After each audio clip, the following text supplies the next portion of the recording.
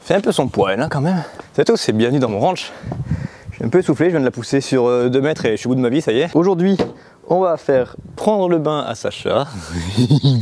Pardon, ça sera un nettoyage un peu rapide, hein, parce que juste une éponge et de l'eau, donc ça va pas être ouf. Let's go.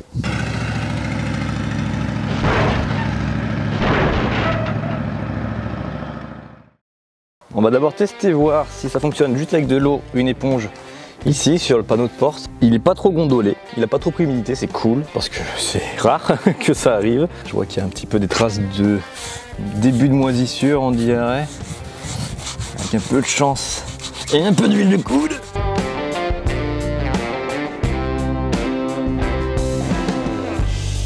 Bon, bah, on va faire tout le reste de la voiture comme ça.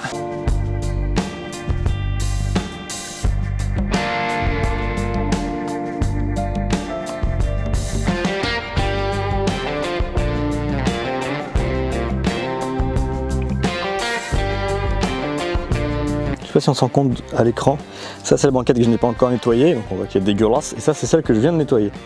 Bon, le truc noir là c'est de la rouille, hein. C'est un insert décoratif qui est mort. Tout le reste est nettoyé. À l'intérieur pareil, j'ai nettoyé, pour notre porte j'ai mis un gros coup de nettoyage, avant droit, avant gauche. Le siège passager est propre, les intérieurs, on va dire d'ailes en plastique là, propre aussi. Il ne restera plus que lui et le volant nettoyé, et donc l'assise.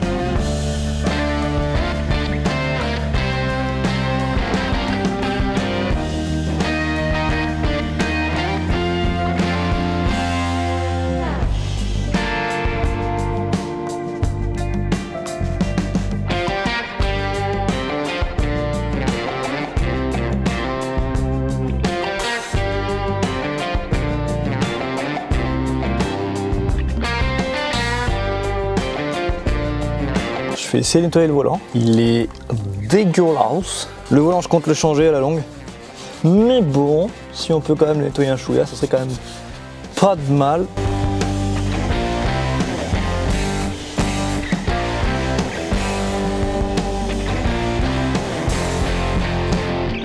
Est-ce que le dash se nettoie, lui ?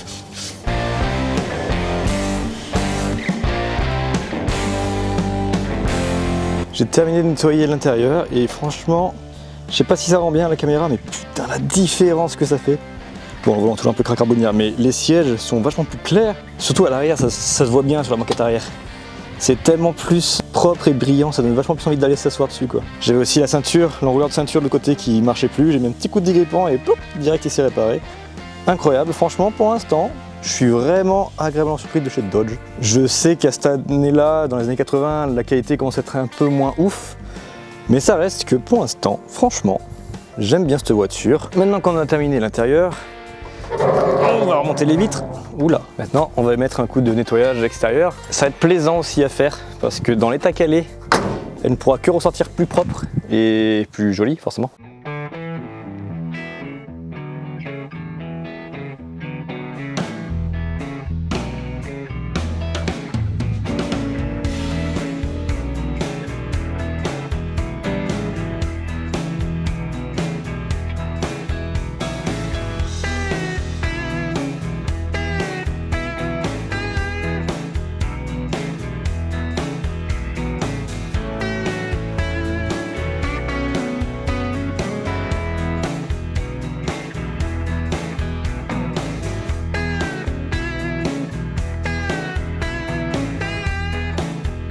Je viens de remarquer, en nettoyant le capot de la bagnole, que quelqu'un s'amusait à dessiner à la bombe un crâne sur le capot. Alors, en soi, ça me dérange pas plus que ça, c'est marrant.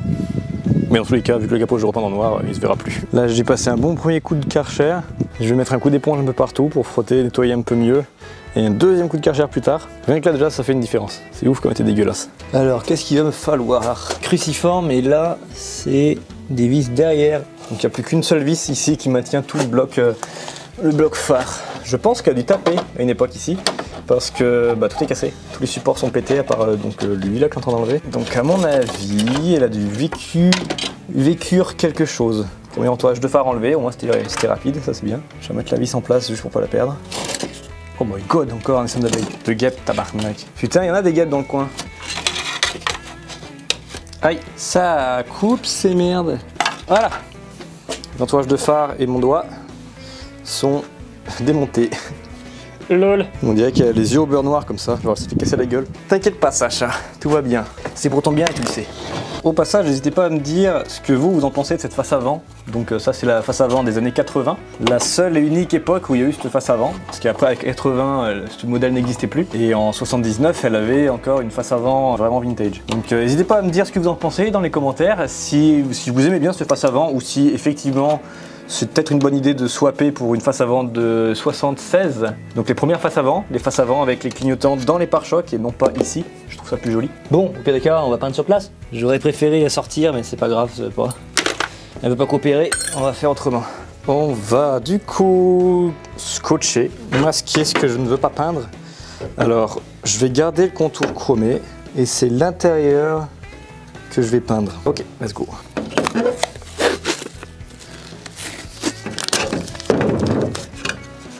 Honnêtement, c'est un truc que j'aime bien faire, ça.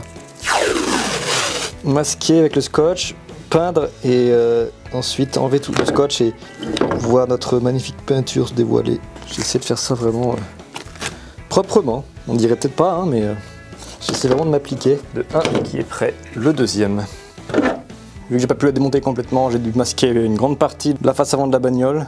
C'est pas grave, ça va le faire. De toute façon, dans les taquets, la carrosserie, même s'il y a des effluves de peinture qui bougent, je m'en bats un peu les couilles. On a les contours de phare, pareil, ils sont propres, ils sont secs. Je vais pouvoir tout réinstaller, virer les scotch et c'est là qu'on va voir si c'est catastrophe ou si ça va. Face reveal, on va virer gentiment les scotch.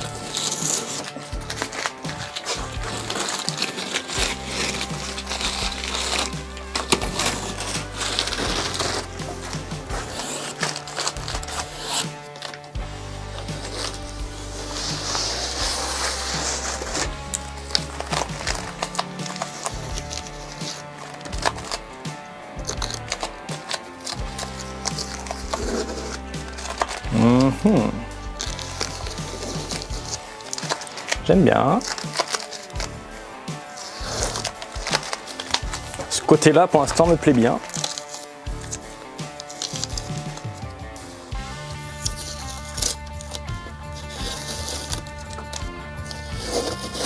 Ouais, franchement, ça me plaît. Je kiffe. Maintenant, on va mettre l'entourage de phare et on va voir le look final que ça va lui donner.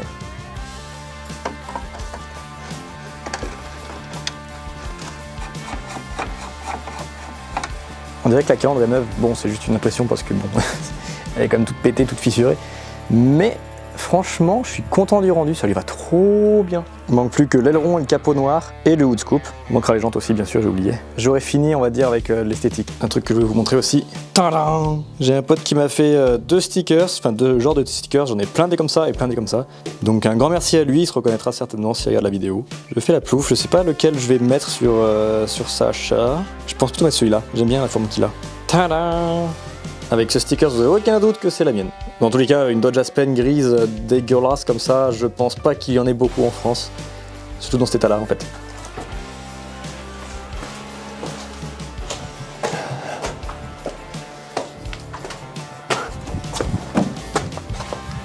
Bon, c'est sur ce que se termine cette vidéo. Je suis vraiment content du résultat, ça lui va super bien. Maintenant, l'intérieur est propre, l'extérieur à peu près. Prochaine étape, ce serait éventuellement, bon, peindre le capot noir mat, mais là pour ça, il va falloir que je l'enlève parce qu'il y a plein de mastic et je veux bien poncer ça bien propre avant de repeindre, pas que ce soit trop dégueulasse non plus. Donc il va falloir préparer le capot, ça va être long. Éventuellement le hood scoop, parce que je compte lui mettre un hood scoop de Dodge Dart, je crois que c'est Dodge Dart qui est ça. L'aileron, je vais mettre un aileron derrière, je vous dirai pas quel genre d'aileron parce qu'il y a ceux d'origine qui vont avec la voiture et il y a d'autres genres d'ailerons qui iront super bien cette voiture aussi. N'hésitez pas à liker, partager, commenter, vous abonner. Sur ce, je vous dis à bientôt dans une prochaine vidéo. Tchuss!